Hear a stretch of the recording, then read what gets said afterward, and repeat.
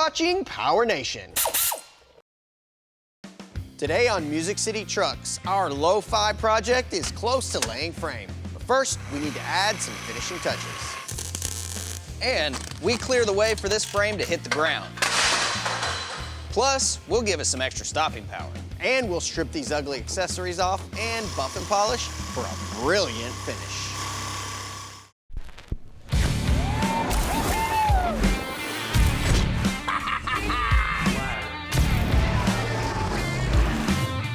This has got to be the most iconic design ever.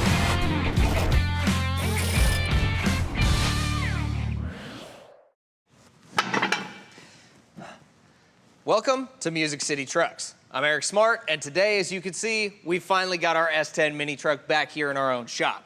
Now, the audio system is finished up thanks to Joey down at Outlaw Garage, and it might look on paper like this is a proper mini truck already, but we've still got a lot to do. Yeah, on paper it's a mini truck, but in person it's definitely not. You know, I mean, obviously all of the accessories need to come off. We're gonna address that today. We've got some loose ends that we need to tie up on the suspension, mainly the wiring. We've got a nice big upgrade for the steering, and then we've got some trimming, adjusting we need to do to get this thing where it'll go all the way down and lay frame, and that's what we're gonna get done today. All right, well, I've got the frame cleaned up because we're gonna need to do some welding. Now, if you'll remember when we installed the bags, we had to remove the shocks because we installed the airbags where the springs went and the shocks went up through the middle of the spring, but we retained these shocks because we're gonna reuse them. We do need to run some shocks on this. Now, it normally bolted to the lower control arm using this little flange here, this little T-bolt flange that was pressed through the bushing, but I went ahead and pressed that out, and I've got this bolt pressed in because we're gonna bolt it to the back of the A-arm here. And for the upper, we just made this out of some angle iron. So we're gonna get it mounted. We'll do a little mock-up here, figure out where we need to weld this bracket on the frame. Now, since we've got it at full droop right now, and I've got the shock fully extended, let's get it up there and get an eyeball, and then we'll get it compressed.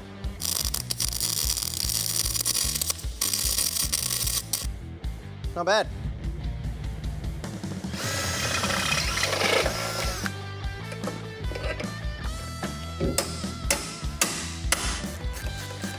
Okay, we're gonna run it through full cycle. So, and we still have got, you know, maybe 3/4 of an inch up here of shock travel, so we don't have to worry about that. That's good to go. Now we're gonna move on to installing the level sensors. Well, I mentioned earlier we need to wrap up some wiring, and mainly what I'm talking about are these level sensors. Now, you don't need these for your air suspension to work, but with this AccuAir system, it's so smart that when it uses these, it can self-level for you, or you can push a button and it'll bring it up to the right height you want. It's actually got the wiring harness built in here, the pigtail, so we need to just get this thing mounted, get it connected, plug it in, we'll be good to go. You've got different options for holes. It actually is normally longer than this, but I went ahead and cut it off because I'm gonna use this hole right here.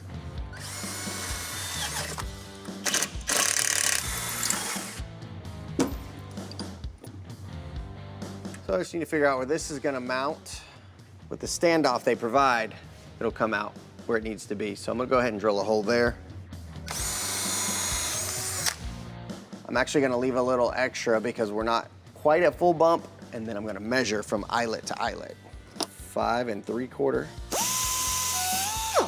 All right, well, we're not past the limiter here, so we're still in good shape up top. I wanna cycle through the whole movement to make sure there's not any binding or overextension of the sensor.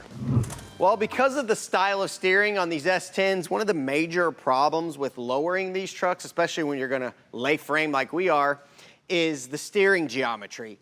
It's got kind of an older style steering, you know, with a pitman arm and an idler arm, and then of course all of the tie rods and everything. The problem is when you go really low on this, they like to toe out. So if you're gonna ride at a lower ride height, typically have a toe out problem, which causes tire wear, drivability issues, and things like that. But thankfully, Little Shop Manufacturing has this entire steering kit here. It's really nicely manufactured and totally adjustable, heavy duty, rod ends, and even better than that, it's a direct bolt in to the factory stuff. We just need to pull this stuff out, put this stuff in, to correct our steering problem. That going in the scrap bin.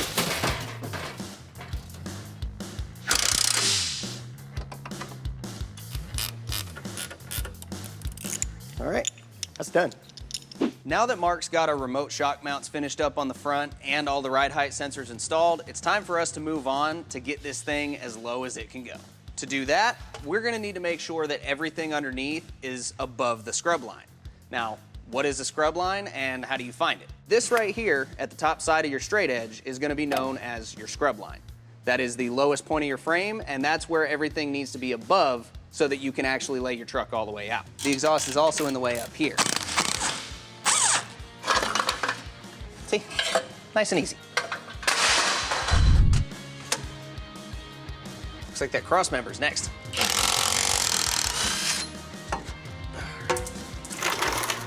All right, with this cross member all sandblasted and cleaned up, I went ahead and marked out what needs to get cut off. So all of this down here is gonna get completely removed, and then we're gonna weld in a plate to reinforce it once all that's gone.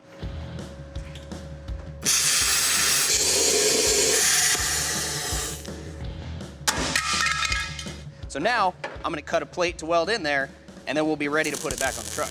All right, well, we've got all of our welding and cleaning up done on this cross member, but we can't just go ahead and throw it in like this because obviously it would just get straight to rust in the minute we took it outside. So to make sure that doesn't happen, we headed and got some P.O.R 15 three-step rust preventative system. Now, it comes with your cleaner, your prep, and the coating itself, which is guaranteed to not chip, crack, or peel. First step is to wipe down your surface with the degreaser to get it nice and clean. All right, now our second step is gonna be using the metal prep. Now, this is gonna make sure that we get good adhesion from the coating itself. I'm just gonna pour some out into this cup here. And after you brush it on, you're gonna wanna let it sit for about 10 to 20 minutes. Now we've got our prep done and washed off. It's time to actually put the coating on. And we're gonna go ahead and apply our first thin coat.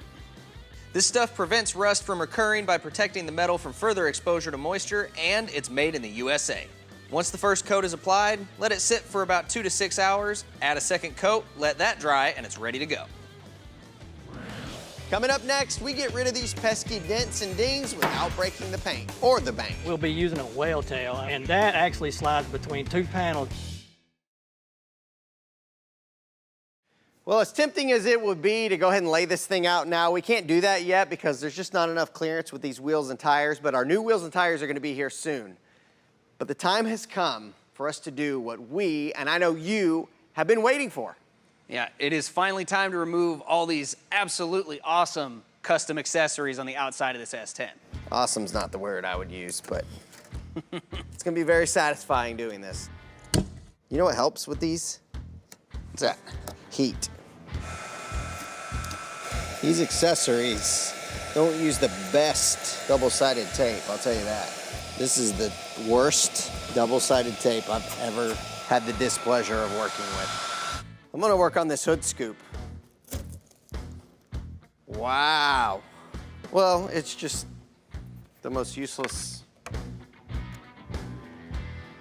Is this one of those things that somebody's mother tells them, "You're such a diva," and they think that that's a compliment so much that they put it on the windshield of their vehicle?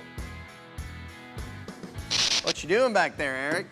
I gotta get rid of these rhinestones because I don't think they're really gonna fit in with the truck once we're done with it. Now it's time to move on to getting, looks like the original badges off of the doors here. There was some double-sided tape. It's probably stuck better than this stuff up on the fender was. We're gonna be using this eraser wheel. And looking at it a little closer, it looks like it said SS. I don't know if that means this truck was originally an SS truck or if somebody put SS badges on it or what, but either way, it's gotta go. So the thing with this, you just wanna keep it moving.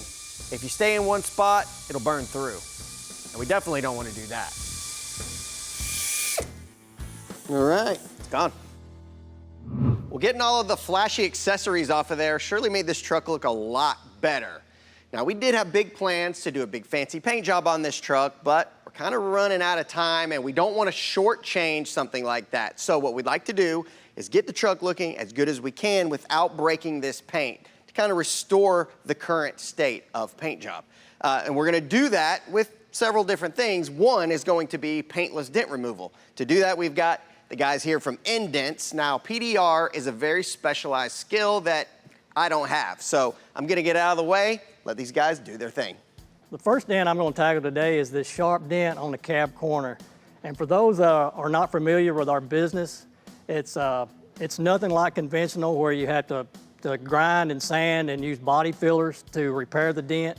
We actually access the dent from behind if possible, and we use our tools that are specialized in the industry to push the dent out from behind. It's kind of like give it a massage to get it back up to factory specs. The particular tool that I'm using in the industry is called a whale tail, and that actually slides between two panels, and I use the leverage of the inner panel to push the outer panel back into place. And in the process, I use the reflection of the PDR light to see the depth of the dent and the process that I'm moving it back into place. Traditional repair would be to grind this off, to use body fillers and refinish it. But with this method, you maintain the factory finish and the longevity of the vehicle. It's like the dent never even occurred. Our company basically does hail damage. We service body shops all over the Southeast, doing hail damage repair for insurance companies. Yeah, just like using the traditional stud welders. I mean, you have to grind the paint off, weld the stud on. This, you don't have to mess up your factory finish. You can literally just glue these right on. You know, with a little time and patience, just lift everything back out to the original form and blend it out. We're gonna put some glue tabs on here today, these soft knee print.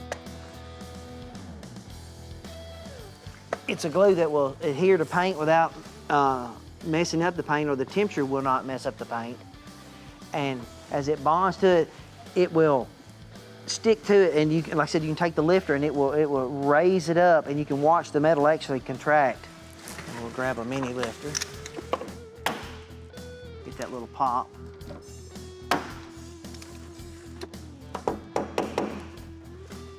And there you go. Next up, Let's get these calipers out of here.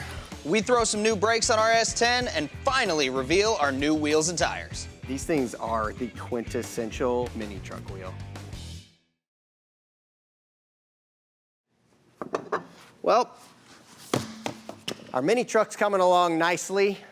Got the wheels and tires back off because we're going to address the brakes. Now, normally when we go with EBC brakes, we talk about something that's high performance or something that's gonna help you stop when you're pulling a trailer or something like that. With our mini truck, we really don't need that. We just need a good set of OEM style pads. So EBC's got these Ultimax 2 brake pads, and they're basically an OEM brake pad, but with the quality that you expect from a product like EBC. It's got the break-in coating here to help you break the pads in properly. It's gonna have low dust, zero metallics in here, so it's gonna extend the life not only of the pad, but also your cast iron rotors. Speaking of cast iron rotors, we went with EBC's BSD Sport Rotors. Now, this is very similar to the regular USR rotors at the grooves that help expel the gas and the brake dust. Now, as for the centers and the hubs here, they're all geomet coated black, so you don't have to worry about them rusting over time. You just need to get these things installed on the truck. Now, let's get these calipers out of here.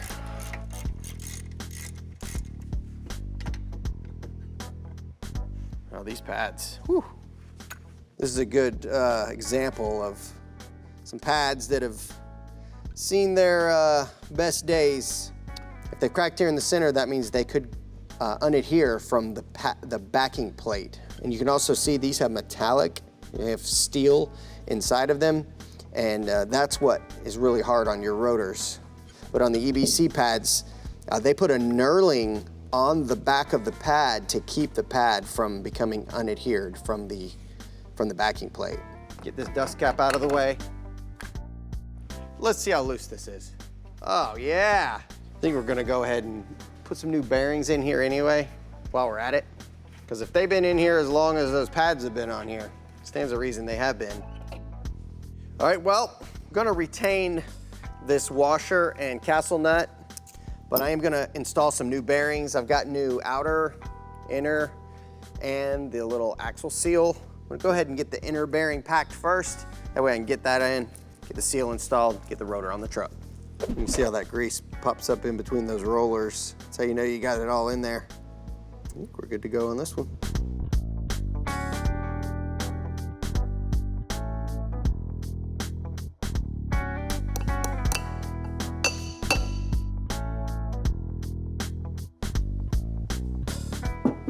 Onto the truck.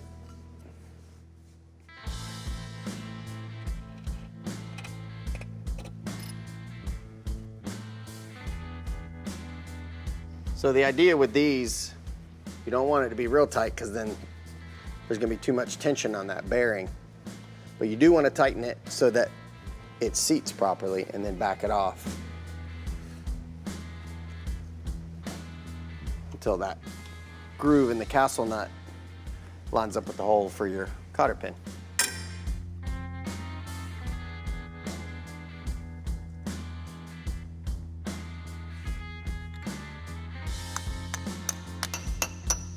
Woohoo!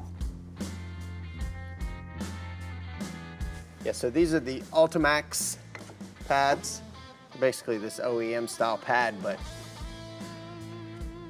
they're gonna be low dust, so they're gonna keep our fancy wheels clean, which we'll be showing you later on.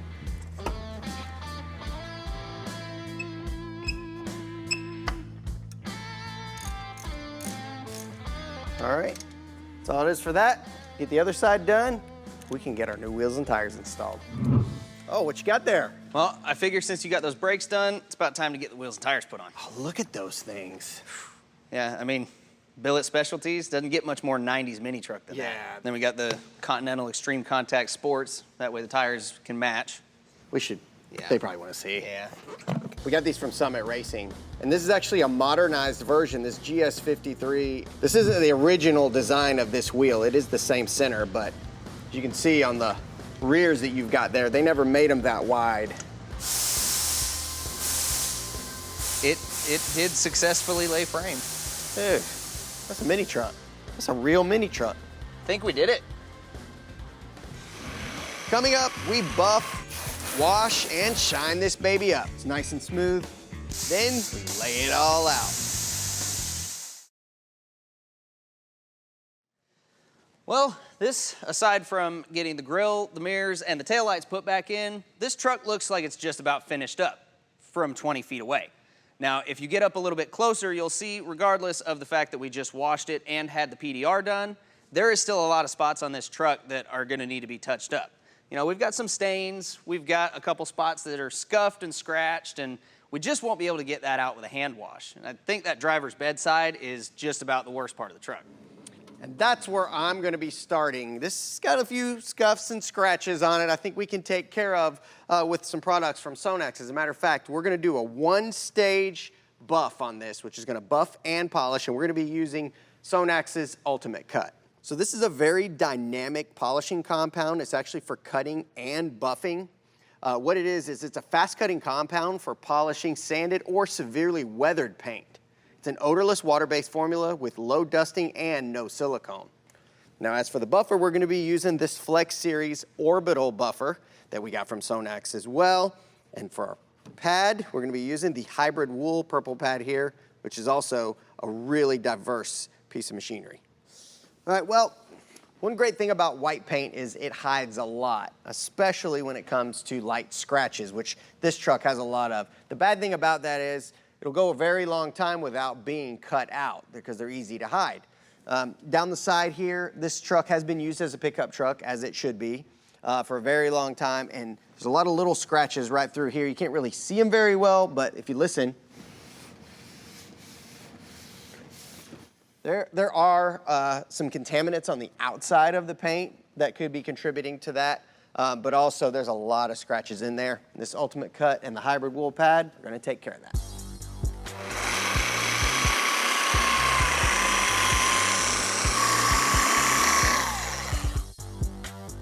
That was only about maybe 30 or 45 seconds in that little spot right there. You can already see a lot of that gloss coming back out through that paint. And it's really gonna brighten that up. And if you listen, it's quiet. It's nice and smooth. And do that to the rest of the truck. And we can take this thing out, give it a final wash. This truck's gonna look brand new. Well, with our polishing done, we wanna protect that beautiful shine, and we're gonna do that with a quick wash using Sonax's Shampoo, and then follow that up with some spray and seal, which we spray on with the vehicle still wet.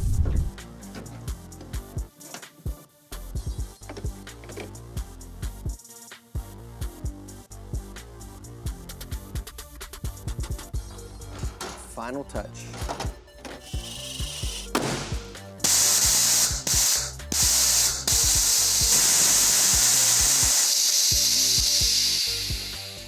Well, there you have it. I gotta say, it's done. Yeah, I mean, we might not have gotten around to that paint job we wanted to do, but you can't always have time for everything. And we did touch a lot of bases that you need to for a mini truck. We got the custom wheels, we got it notched and bagged and slammed, we got custom mirrors and grille, the sound system. I would say very comfortably this qualifies as a proper mini truck. Yeah, and I'm gonna be knocking that off of my bucket list. I love it. Well, we slammed the truck. You wanna go slam a few? Yeah, let's go.